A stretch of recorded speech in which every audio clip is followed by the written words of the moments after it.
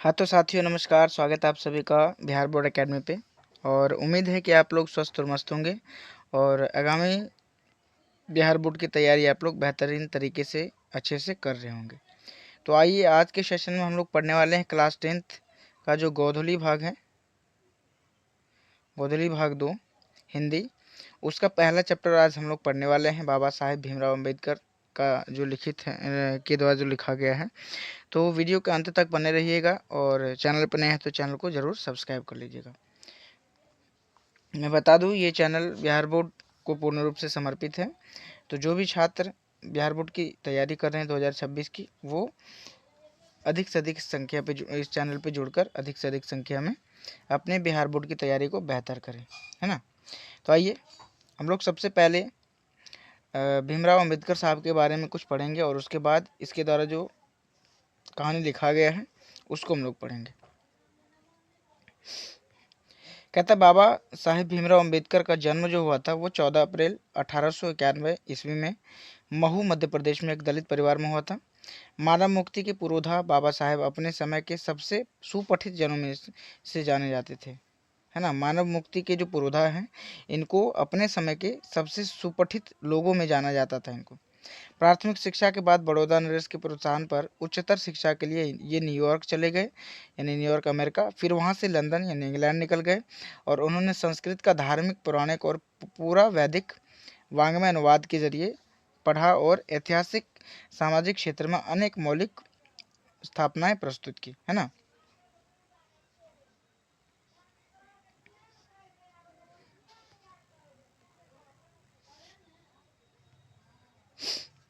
कहता कि सब मिलाकर वे इतिहास मीमांसक, विधिवेत्ता, अर्थशास्त्री, समाजशास्त्री भी रहे, शिक्षाविद भी रहे तथा धर्म दर्शन के विख्याता बनकर उभर गए। स्वदेश में कुछ समय उन्होंने वकालत भी की, यानी कि अपने ही देश में उन्होंने कुछ समय तक वकालत भी किया और समाज और राजनीति की बेहद सक्रिय भूमिका उन्होंने निभाते हुए उन्होंने अछूतों, स्त्रियों और मजदूरों को मानवीय अधिकार व सम्मान दिलाने के लिए अथक संघर्ष किया। उनके चिंतन व रचनात्मकता के मुख्यतः 3 प्रेरक व्यक्ति रहे। वो पहले थे बुद्ध, दूसरा कबीर और तीसरा ज्योतिबा फूले, है ना। वे इन तीनों व्यक्तियों से सबसे ज़्यादा मोटिवेटेड रहे हमेशा। कहता है कि भारत के संविधान निर्माण में उनकी महती भूमिका और एकनिष्ठ समर्पण के कारण ही आज हम उन्हें भारतीय संविधान का निर्माता कहकर श्रद्धांजलि अर्पित करते हैं। कहता है कि दिसंबर 1956 ईस्वी में दिल्ली में बाबा साहेब अम्बेडकर का क्या हो गया, निधन हो गया 1956 में। अब बाबा साहेब ने अनेक पुस्तकें लिखी। उनकी प्रमुख रचनाएं एवं भाषण जैसे कि the caste in India, their mechanism, genesis and development और untouchables, who are Shudras, Buddhism and communism, Buddha and his Dhamma, thoughts on linguistic states, the rise and fall of the Hindu women, annihilation of caste. कहता हिंदी में उनकी ये सभी जितने भी अभी हम लोगों ने पढ़ा, ये सभी इनके द्वारा लिखित किताबें हैं, भाषण हैं, रचनाएं हैं। हिंदी में उनका संपूर्ण वाङ्मय भारत सरकार के कल्याण मंत्रालय से बाबा साहेब अम्बेडकर संपूर्ण वाङ्मय नाम से 21 खंडों में प्रकाशित हो चुका है। कहता कि यहाँ प्रस्तुत पाठ बाबा साहेब के विख्यात भाषण एनिहिलेशन ऑफ कास्ट के ललाई सिंह यादव द्वारा किए गए हिंदी रूपांतरण जाति भेद का उच्छेद से किंचित संपादन के साथ लिया गया है ना। ये जो अभी हम लोग पढ़ने वाले हैं ये भाषण है एनिहिलेशन ऑफ द कास्ट से ली गई है और ये ललाई सिंह यादव जी के द्वारा इसको हिंदी में रूपांतरित किया गया। इस पर जाति और भेद का उच्छेद किया गया, है ना। यह भाषण जाति पाति तोड़क मंडल यानी लाहौर के वार्षिक सम्मेलन 1936 के अध्यक्षीय भाषण के रूप में तैयार किया गया था, परंतु इसकी क्रांतिकारी दृष्टि से आयोजकों की पूर्णतः सहमति न बन सकने के कारण सम्मेलन स्थगित हो गया और यह पढ़ा नहीं जा सका। बाद में बाबा साहेब ने इसे स्वतंत्र पुस्तिका का रूप दे दिया और प्रस्तुत आलेख में भी भारतीय समाज में श्रम विभाजन के नाम पर मध्ययुगीन अवशिष्ट संस्कारों के रूप में बरकरार जाति प्रथा पर मानवीय नैसर्गिक न्याय एवं सामाजिक सद्भाव की दृष्टि से विचार करते हैं। जाति प्रथा के विषमता पूर्वक सामाजिक आधारों, रूढ़ पूर्वाग्रहों और लोकतंत्र के लिए उनकी अस्वास्थ्यकर प्रकृति पर भी यहाँ एक संभ्रांत विधिवेत्ता का दृष्टिकोण उभर सका है ना। इसलिए भारतीय लोकतंत्र के भावी नागरिकों के लिए यह आलेख अत्यंत ही क्या है, शिक्षाप्रद है। ये थे बाबा साहेब अम्बेडकर के बारे में कुछ विचार लिखे गए थे, जाना हम लोगों ने। अब उनका जो लिखित जो भाषण है वो हम लोग पढ़ने वाले हैं, जो रचना है वो हम लोग पढ़ेंगे। इनकी जो रचना है वो है श्रम विभाजन और जाति प्रथा। कहता कि यह विडंबना की बात है कि इस युग में भी जातिवाद के पोषकों की कमी नहीं है। यह विडंबना यानी कि यह दुख की बात है कि इस युग में भी क्या है, जातिवाद के जो पोषक हैं इनकी कमी नहीं है।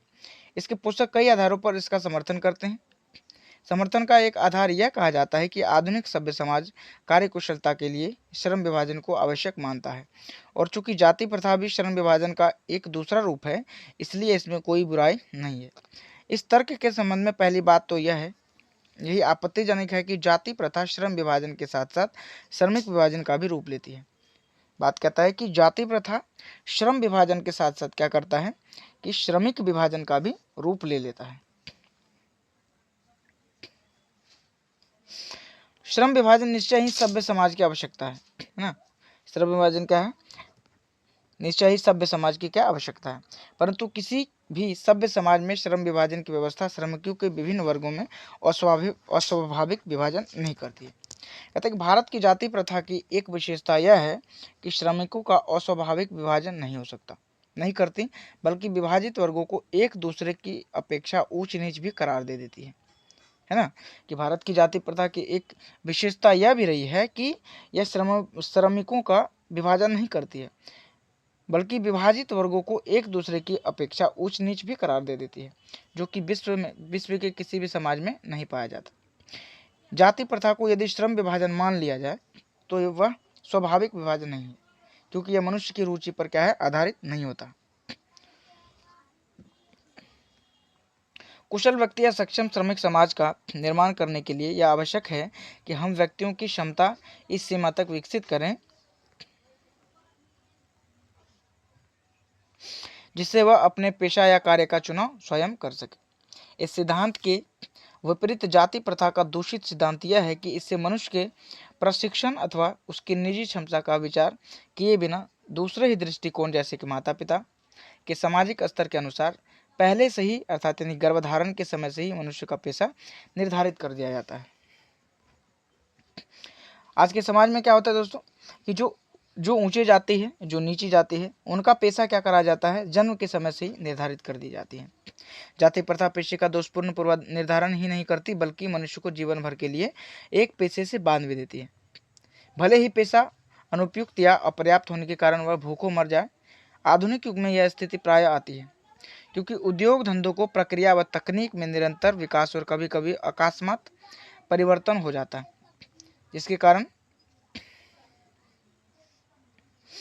मनुष्य को अपना पेशा बदलने की आवश्यकता पड़ सकती है।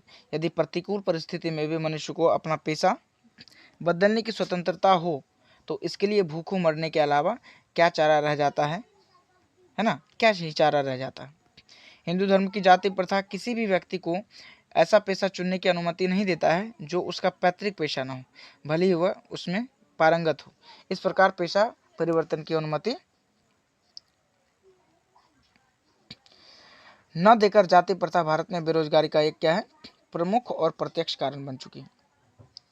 कहता है कि इस प्रकार हम देखते हैं कि श्रम विभाजन की दृष्टि से भी जाति प्रथा गंभीर दोषों से युक्त है। जाति प्रथा श्रम विभाजन मनुष्य की स्वेच्छा पर निर्भर नहीं रहता, मनुष्य की व्यक्तिगत भावना तथा व्यक्तिगत रुचि का इनमें कोई स्थान अथवा महत्व नहीं रखता। इस आधार पर हम यह स्वीकार करना पड़ेगा कि आज के उद्योगों में गरीबी और उत्पीड़न इतनी बड़ी समस्या नहीं है जितना कि यह कि बहुत से लोग निर्धारित कार्य को अरुचि के साथ केवल व्यवस्था पूर्वक करते हैं, है ना। जो गरीब तबके के लोग हैं, जाति प्रथा के अनुसार उसके कार्यों को निर्धारित कर दिया गया है, चाहे वह काम उसको अच्छा लगे अन्यथा नहीं लगे, लेकिन उनको वही काम करना ही पड़ता है। इसलिए ऐसी स्थिति स्वभावतः क्या होता है कि मनुष्य को दुर्भावना से ग्रस्त रहकर टालू काम करने और कम काम करने के लिए प्रेरित करती है। ऐसी स्थिति में जहाँ काम करने वालों का न दिल लगता हो न दिमाग, कोई कुशलता कैसे प्राप्त की जा सकती है ना। अतः यह निर्विवाद रूप से सिद्ध हो जाता है कि आर्थिक पहलू से भी जाति प्रथा हानिकारक है, क्योंकि यह मनुष्य की स्वाभाविक प्रेरणा, रुचि व आत्मशक्ति को दबाकर उन्हें अस्वाभाविक नियमों में जकड़कर निष्क्रिय बना देती है। अब मैं समस्या के रचनात्मक पहलू को लेता हूं कि मेरे द्वारा जाति प्रथा की आलोचना सुनकर आप लोग मुझसे यह प्रश्न पूछना चाहेंगे कि यदि मैं जातियों के विरुद्ध हूँ, यानी कि लेखक कहता है कि अब मैं समस्या के रचनात्मक पहलू लेता हूँ, है ना, कि मेरे द्वारा जाति प्रथा की आलोचना सुनकर आप लोग मुझसे यह प्रश्न पूछना चाहेंगे कि यदि मैं जातियों के विरुद्ध हूँ तो फिर मेरी दृष्टि से मैं आदर्श समाज क्या होगा। तो मेरा उत्तर यह होगा, यानी कि लेखक का उत्तर यह होगा कि मेरा आदर्श समाज स्वतंत्रता, समता, भ्रातृत्व आधारित होगा। इनका कहना है कि आदर्श समाज स्वतंत्रता पर होगा, समानता पर होगा और भ्रातृत्व यानी भाईचारे पर होगा। क्या यह ठीक नहीं है? भ्रातृत्व अर्थात भाईचारे में किसी को क्या आपत्ति हो सकती है? किसी भी आदर्श समाज में इतनी गतिशीलता होनी चाहिए जिससे कोई भी वांछित परिवर्तन समाज के एक छोर से दूसरे छोर तक क्या हो, संचरित हो सके। ऐसे समाज के बहुविध हितों में सबका भाग होना चाहिए तथा सबको उसकी रक्षा के प्रति सजग रहना चाहिए। सामाजिक जीवन में अबाध संपर्क के अनेक साधन व अवसर उपलब्ध रहने चाहिए। तात्पर्य यह कि दूध पानी के मिश्रण की तरह भाईचारे का भी यही वास्तविक रूप है। और इसी का दूसरा नाम क्या है? लोकतंत्र। क्योंकि लोकतंत्र का केवल शासन की एक पद्धति नहीं, लोकतंत्र मूलतः सामूहिक जीवनचर्या की रीति तथा समाज की सम्मिलित अनुभव के आदान प्रदान का भी नाम है। इसमें यह आवश्यक है कि अपने साथियों के प्रति श्रद्धा व समाज का भाव हो, है ना, सभी में। तो आज का ये हमारा सेशन था, ये समाप्त हो चुका है, श्रम विभाजन और जाति प्रथा। और अगली वीडियो में हम लोग इसके प्रश्न उत्तरों को करेंगे। तो वीडियो अच्छा लगा हो तो वीडियो लाइक कर दीजिएगा, चैनल को सब्सक्राइब कर लीजिएगा और बेल आइकन प्रेस कर लीजिएगा ताकि जो लेटेस्ट अपडेट रहेगा हमारा सबसे पहले आप तक जाएगा। और कल की वीडियो में हम लोग उम्मीद है इसका ऑब्जेक्टिव करेंगे और मिलते हैं हम लोग कल की वीडियो में। आज की वीडियो में आप सबों का बने रहने के लिए बहुत बहुत धन्यवाद।